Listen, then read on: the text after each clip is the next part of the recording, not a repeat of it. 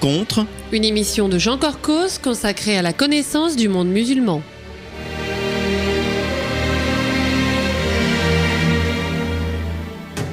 bonjour amis auditeurs, Jean Corcos au micro pour ce préenregistré réalisé le 14 décembre 2018. Bonjour Hakim El Karoui. Bonjour.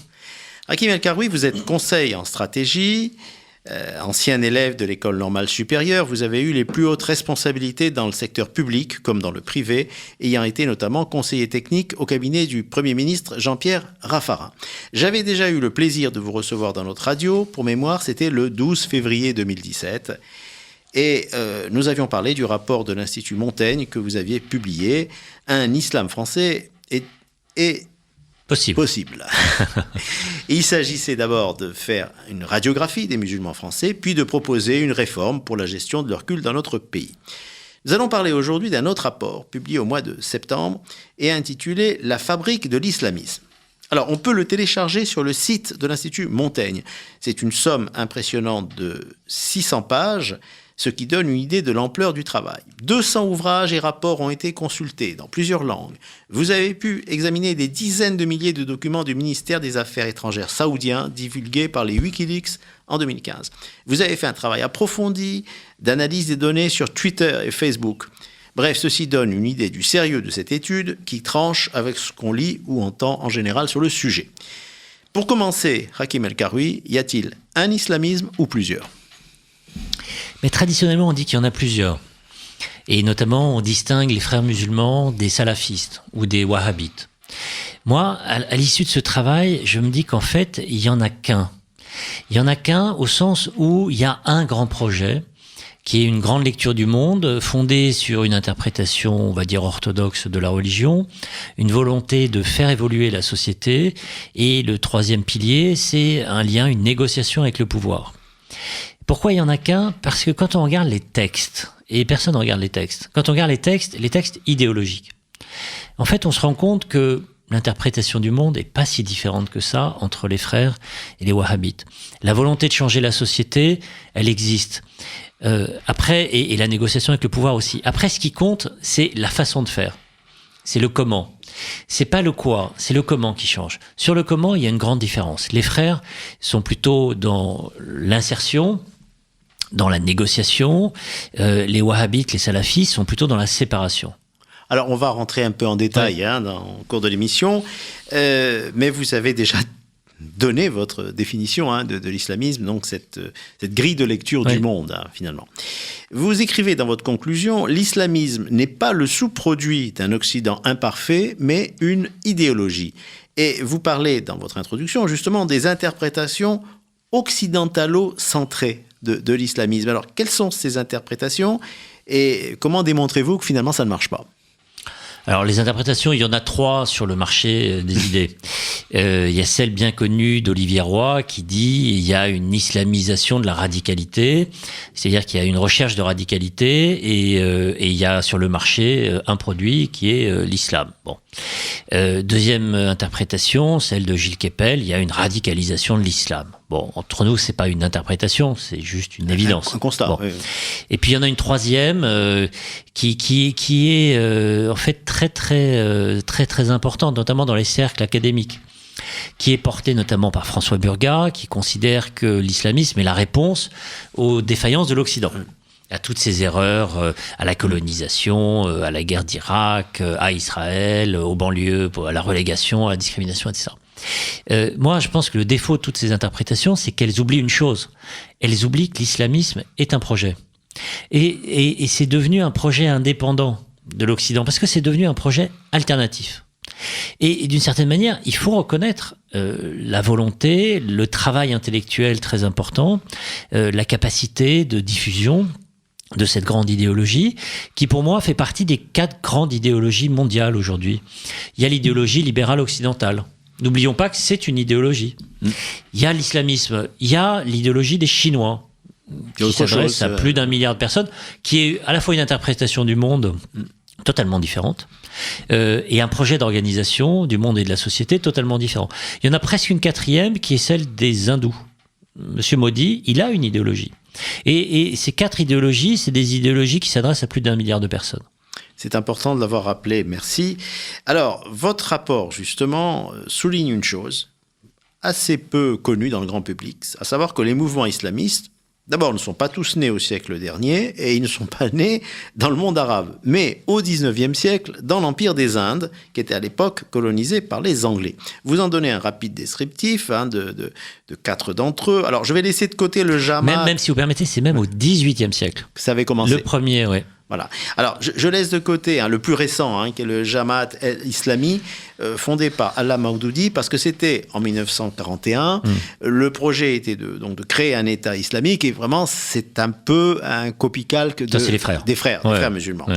Mais il y en a 3 autres, le Ahl al-Hadith, les Déobandis et le Tablir. Alors, est-ce que vous pouvez les décrire rapidement et nous dire comment, finalement, ils ont eu une telle influence par la suite? Alors, le premier, il naît donc au 18e, c'est Shah Wahiyullah. Sa question, elle sera celle de tous les mouvements islamistes après.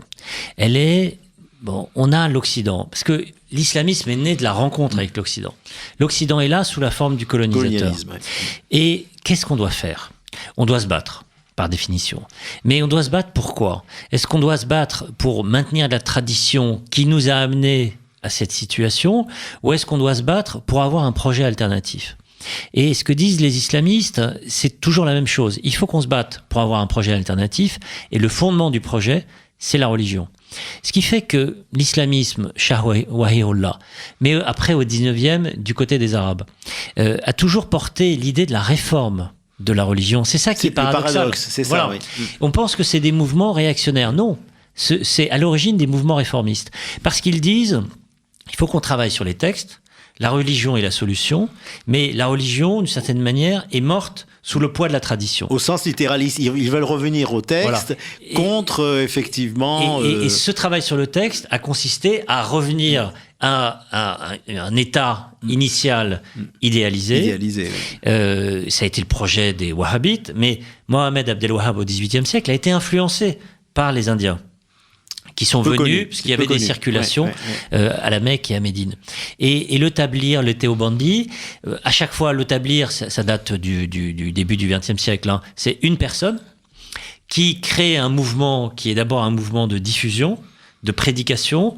Les Tablirs étaient connus parce que c'était des marcheurs avant la lettre. Des gens qui allaient prêcher, qui allaient prôner en groupe, avec une vie très simple, une lecture du monde très, très simplifiée.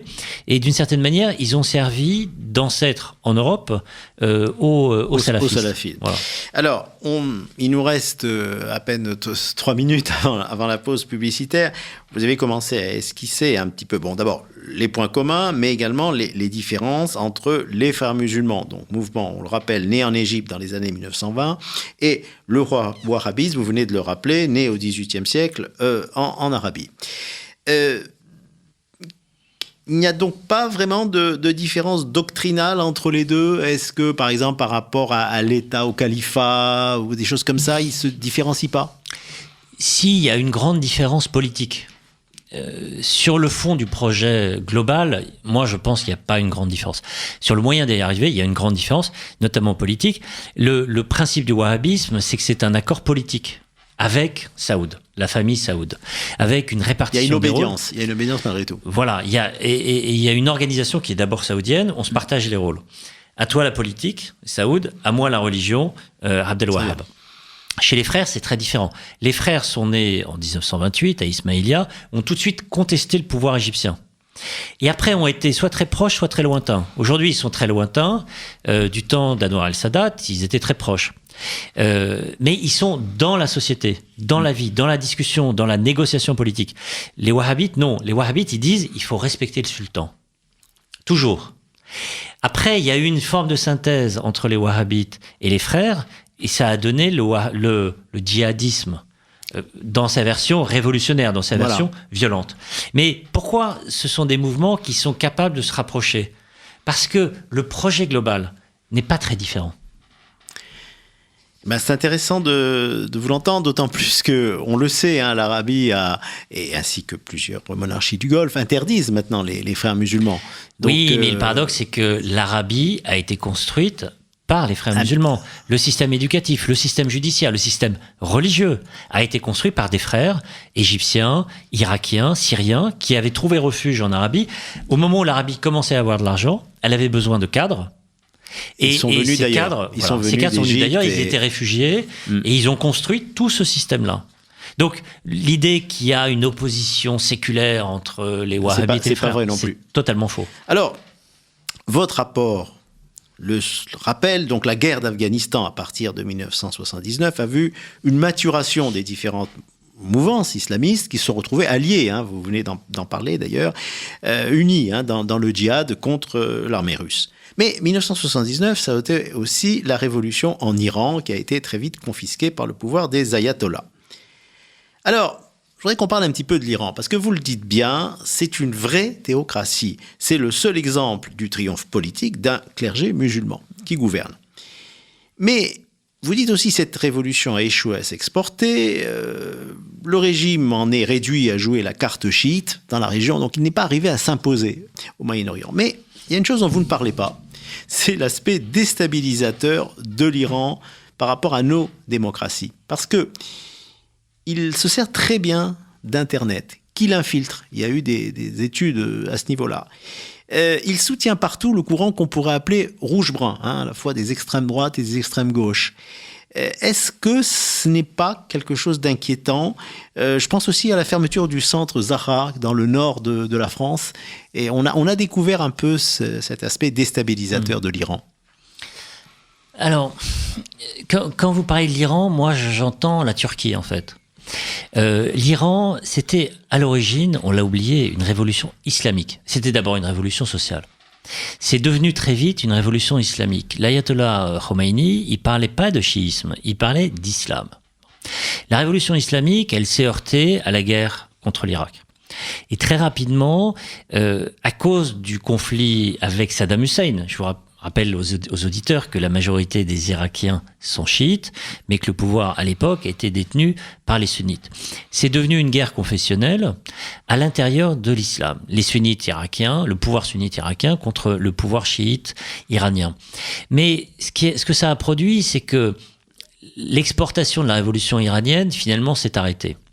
Après, les Iraniens, qu'est-ce qu'ils font ?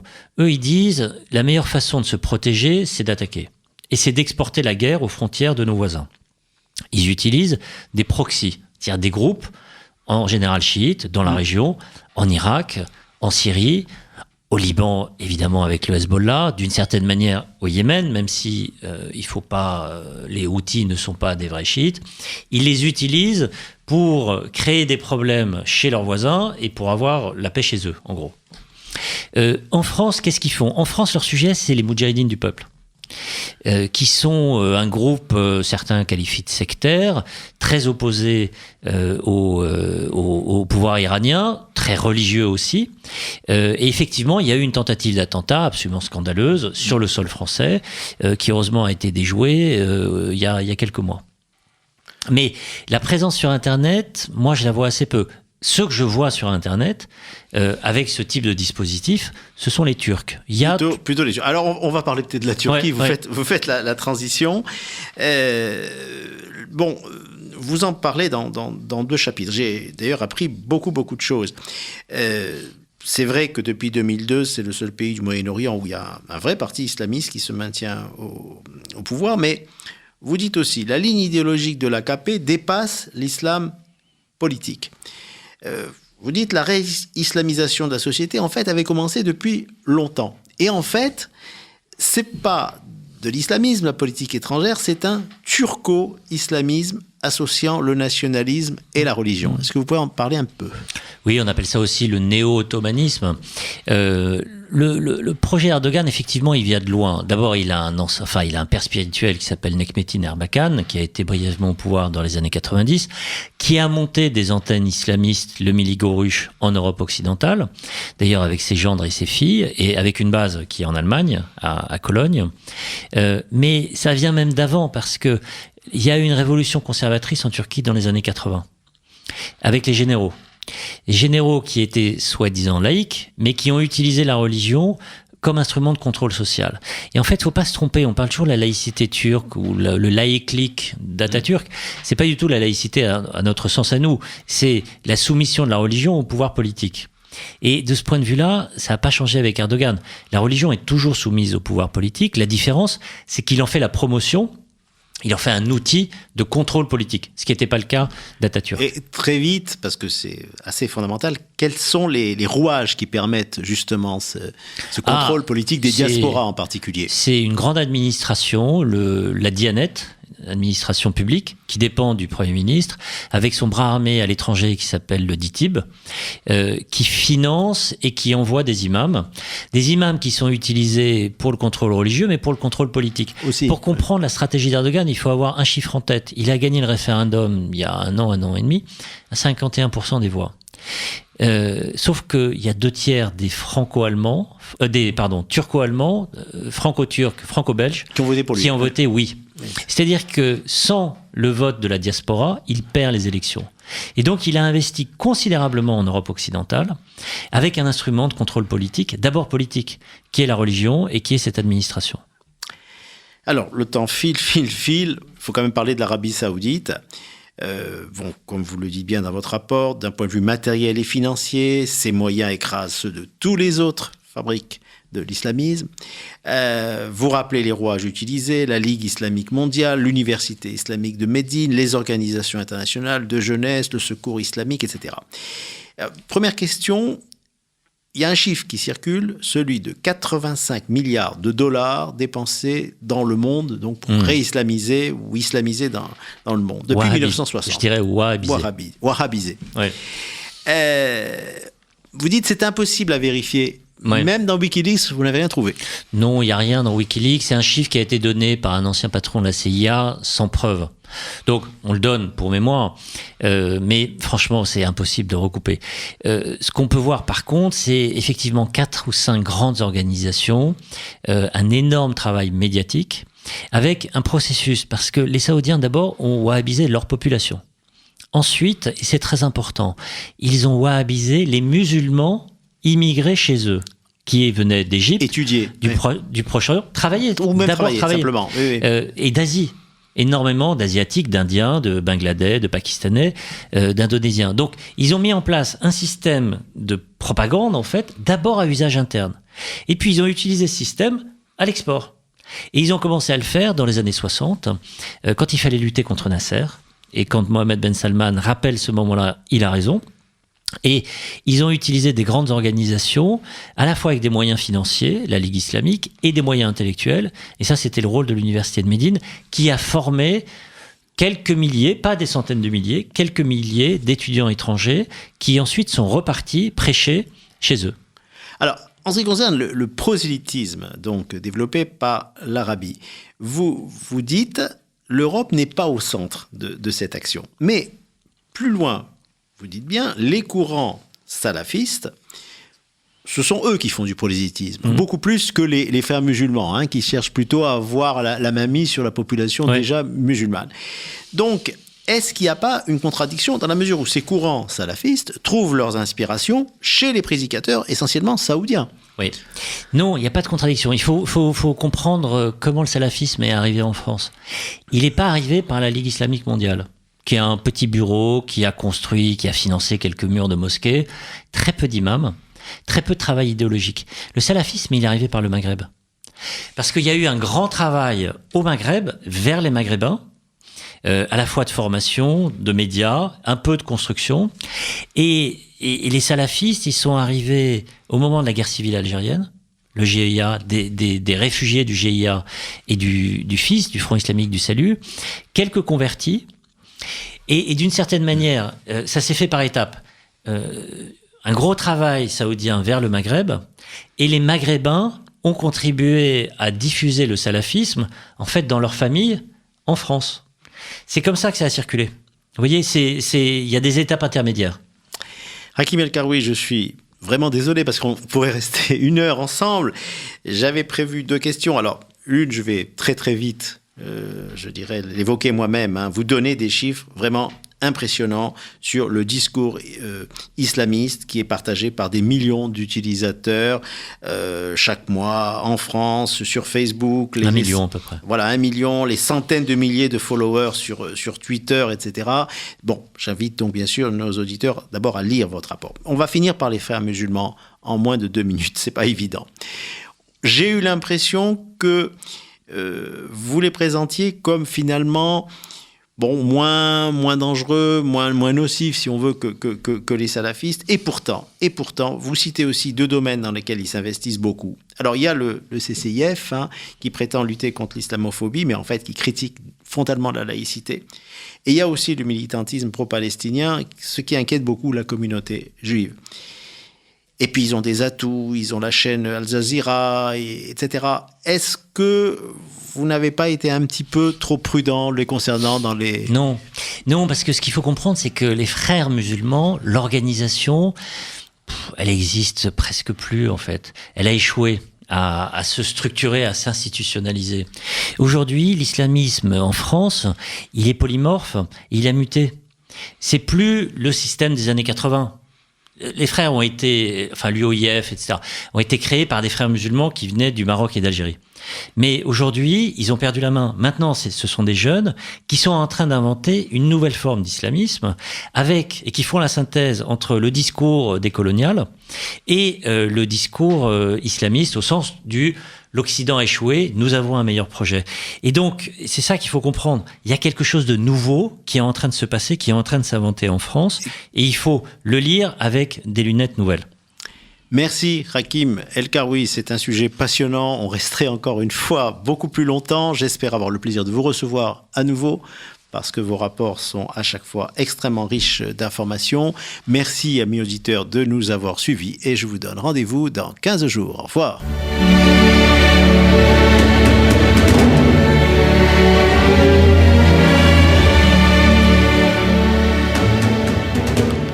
Rencontre. Une émission de Jean Corcos consacrée à la connaissance du monde musulman.